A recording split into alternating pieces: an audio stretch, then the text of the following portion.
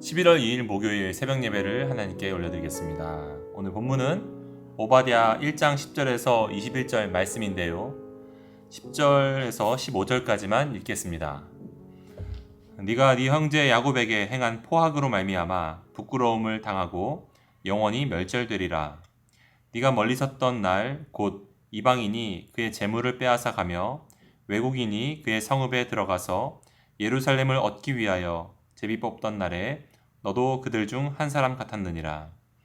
네가 형제의 날 곧 그 재앙의 날에 방관할 것이 아니며 유다 자손이 패망하는 날에 기뻐할 것이 아니며 그 고난의 날에 네가 입을 크게 벌릴 것이 아니며 내 백성이 환난을 당하는 날에 네가 그 성읍에 들어가지 않을 것이며 환난을 당하는 날에 네가 그 고난에 방관하지 않을 것이며 환난을 당하는 날에 네가 그 재물에 손을 대지 않을 것이며 내 거리에 서서 그 도망한 자를 막지 않을 것이며 고난의 날에 그 남은 자를 원수에게 넘기지 않을 것이니라.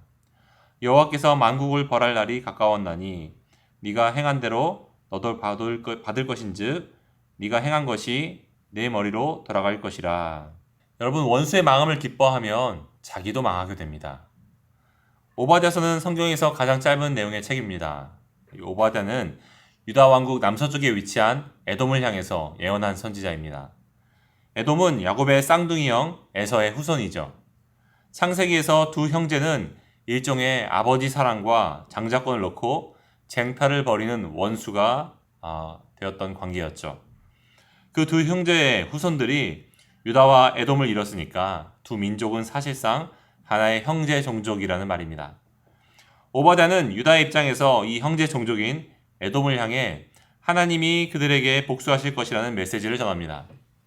왜 이렇게 살벌한 예언을 했을까요? 첫째는 그들이 깊은 혈연 관계로 엮여있는 관계성 때문입니다. 또한 둘째는 그들이 혈연 관계임에도 불구하고 형제의 아픔을 도려 기뻐한 악랄함 때문이에요. 세 번째는 그들이 형제 민족보다 도덕적으로 더 낫다는 교만함 때문입니다.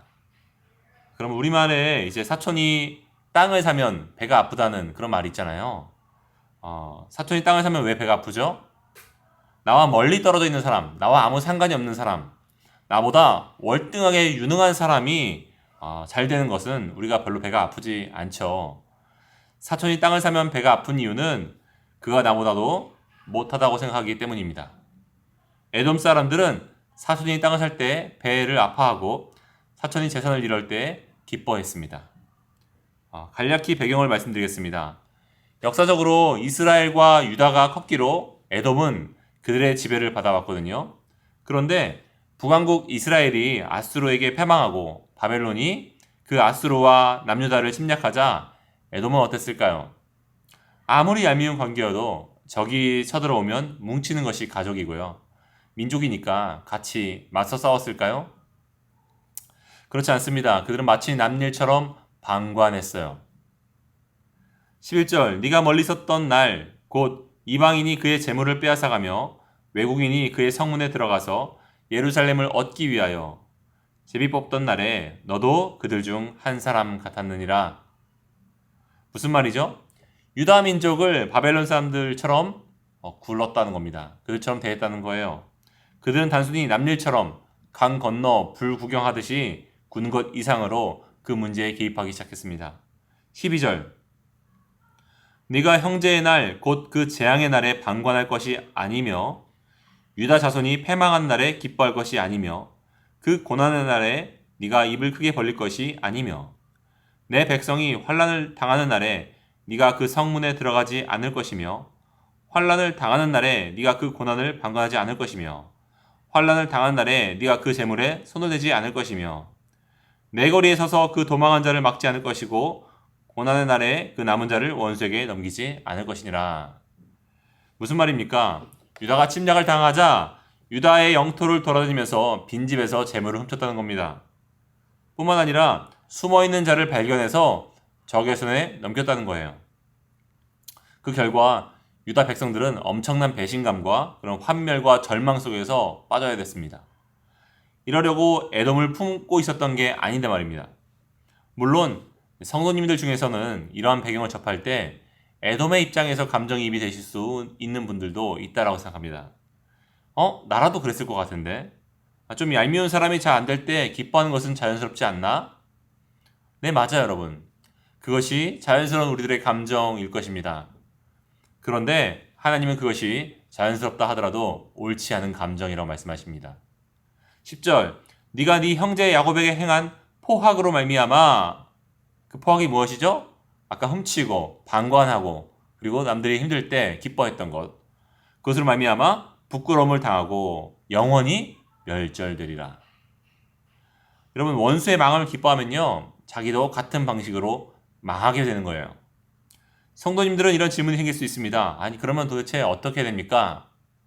원수 갚는 것도 하나님께 맡기라고 하고 있고, 원수를 갚으신 같은 그런 상황에서도 기뻐하지 못한다면 어떻게 해야 됩니까? 원수에게 고통당할 때, 원수에게 고통당할 때 우리는 울어야 되고, 그 원수가 고통을 당할 때 또 슬퍼야 된단 말입니까? 우리 그렇게 물을 수 있겠죠. 여러분, 에돔 입장에서는요, 유다는 자기의 잘못으로 넘어졌다고 생각했을 것입니다. 우리는 내가 미워하는 사람의 곤란함을 내가 바라는 정의가 실현된 것처럼 생각할 때가 있잖아요. 왜요? 내가 곧 정의라고 생각하기 때문입니다. 그렇지 않습니까? 우리는 언제나 자기 중심적으로 모든 것을 해석하려고 하는 교만함이 있잖아요. 신학적으로 저주와 구원은요, 그 개념을 우리가 한번 좀 살펴보기 원하는데요. 표면적으로요, 현재 이 상황에서 누가 저주를 받았죠? 북왕국 이스라엘과 남유다예요. 누가 구원을 받았죠? 에돔이 구원을 받은 것 같아요. 표면적으로는요. 그런데 여러분, 신학적으로 저주라는 개념은 이런 것입니다.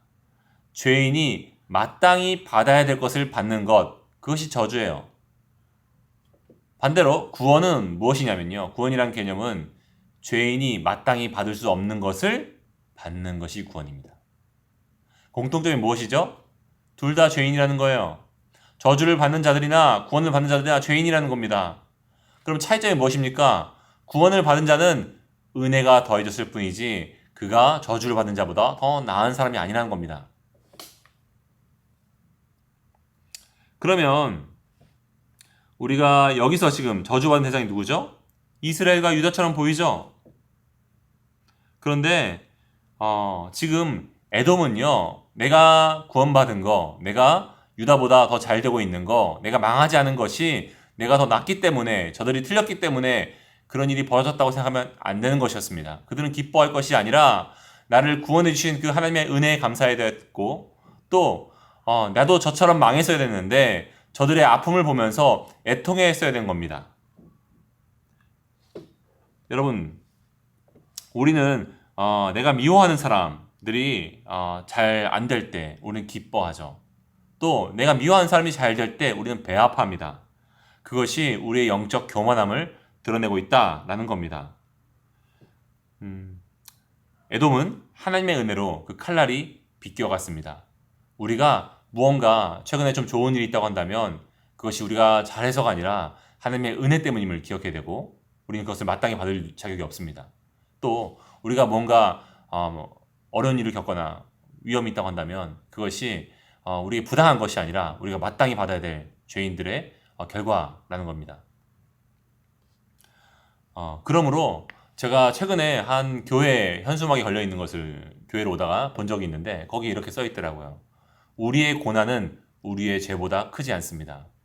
우리의 고난은 우리의 죄보다 크지 않습니다. 무슨 말이죠?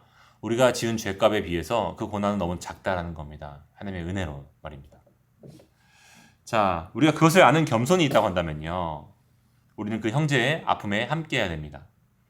그들은 하나님께 감사하고 더 겸비한 마음으로 살아야 됐습니다. 그러므로 형제를 끌어안고 다시 하나가 됐어야 됐습니다. 그것이 에돔이 선택했어야 될 일이었어요. 그랬다면요, 이 에서와 야곱이라고 하는 야곱의 이 두 후손들은요, 정말로 다시 온전한 형제로 하나가 되었을 것입니다. 그렇지 않겠습니까? 그런데 그들은 착각했죠. 내가 옳았기 때문에 내가 지금 어려움이 없는 것이고 저들이 틀렸기 때문에 저들이 어려움을 겪은 것이라고요. 그 결과 그 두 형제는 더 원수가 되었고 나중에 이 유다의 살아남은 자들에 의해서 이 에돔은 멸망당하게 되죠. 준 대로 되돌려 받은 거예요. 여러분, 안타깝게도 이것이 우리가 흔히 저지르는 실수가 아닌가 싶습니다. 결론을 맺겠습니다. 여러분, 우리는 흔히 어려움이 처하면 우리는 이해하지 못하죠. 원수가 나보다 잘 되면 부당하다고 생각합니다. 왜냐하면 내가 정의라고 생각하기 때문이죠. 그런데 하나님은 상대방이나 그런 우리 자신이나 모두 다 죄인이라고 말씀하십니다. 정의는 오직 하나님이라고 말씀하세요. 정의는 하나님이에요. 그러니까 하나님 편에 서 있을 때 우리는 정의로운 길을 선택하는 것이고, 하나님의 길에서 떠나 있을 때 우리는 불의한 길을 선택한 것입니다. 그렇다면 우리는 다 양 같아서 각기 제각길로 가는 그런 불의한 사람들이라는 거죠. 그래서 우리가 만나는 어려움들은 죄인이 마땅히 받아야 될 것을 받는 것이고, 우리가 좋은 일이 있다면 죄인이 마땅히 기대할 수 없는 것도 우리가 은혜로 받았다는 사실을 인정해야 됩니다. 여기서 우리는 무언가 이상하다는 점을 발견해야 됩니다.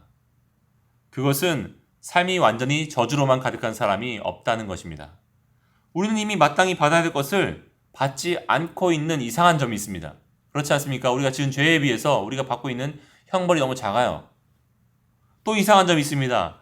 우리 삶엔 꽤나 빈번한 행운들이 있다는 겁니다. 그런 구원들이 있어요. 이것은 우리가 마땅히 받을 수 없는, 기대할 수 없는 것을 이미 우리는 수없이 경험하면서 살고 있다는 겁니다. 어떻게 그럴까요? 여러분, 그것이 은혜예요. 그것이 은혜입니다. 오바댜서는요, 하나님의 백성들이 자기 친족에게 억압을 받고 고통을 당하고 죽임을 당합니다. 에돔이 그렇게 했죠. 요한복음 1장은요, 하나님의 아들이신 예수님이 자기 땅에 오매 자기 백성이 영접하지 않았다고 기록하고 있습니다. 그분이 자기 백성이 등을 돌려 억압을 하고 고통을 당하게 하고 그들의 손에 죽임을 당하시는 일을 선택하셨습니다. 유다 백성은 후에 에돔에게 복수를 하죠. 에돔은 마땅히 받아야 할 것을 받게 되었습니다. 하지만 예수님은 자기를 죽인 우리들에게 복수하지 않으셨습니다.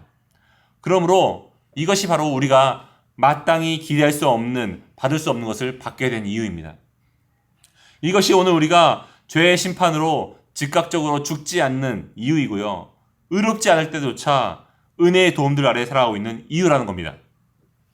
여러분, 우리가 이것을 안다면 우리는 그리스도를 사랑할 수밖에 없습니다. 우리가 그분 앞에 자기 자신을 겸허하게 낮출 수밖에 없습니다. 나의 성공과 타인의 실패 앞에서도 우리는 겸손할 수밖에 없습니다.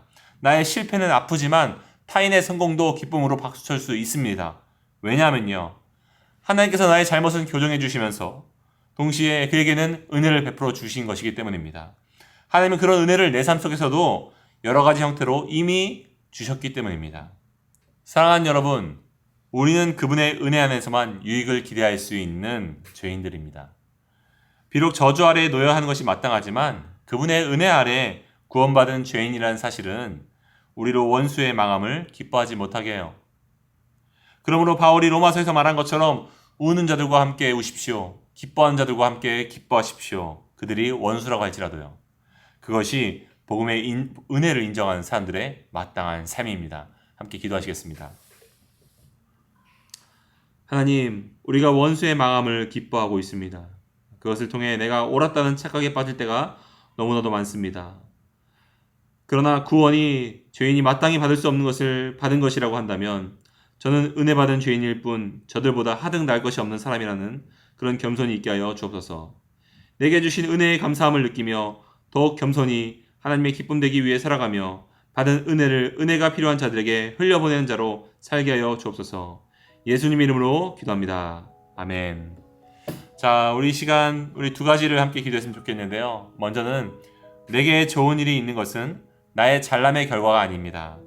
마땅히 돌아야 될 것이 돌아오지 않고 있고 마땅히 기대할 수 없는 것을 우리는 이미 받고 있습니다. 우리가 그 하나님의 은혜 아래 살고 있다는 것을 기억하면서 은혜를 아는 자로 겸손하게 주신 것으로 섬기는 삶을 살기 원한다고 우리 섬길 것을 찾아서 함께 기도하겠습니다. 또한 두 번째로 원수의 망함은요, 나보다 그가 결코 더 악해서 내가 더 그보다 의로워서가 아님을 기억했으면 좋겠습니다. 그러므로 그보다는 은혜 받은 자로서의 그 감사와 긍휼의 마음을 가지고 함께 살았으면 좋겠습니다. 우리가 아직 원수 되었을 때 우리와 함께 하신 그리스도를 기억하면서 우는 자들과 함께 울고 웃는 자들과 함께 기뻐하는 자가 되게 원한다고 함께 기도하며 나가겠습니다. 기도하시겠습니다.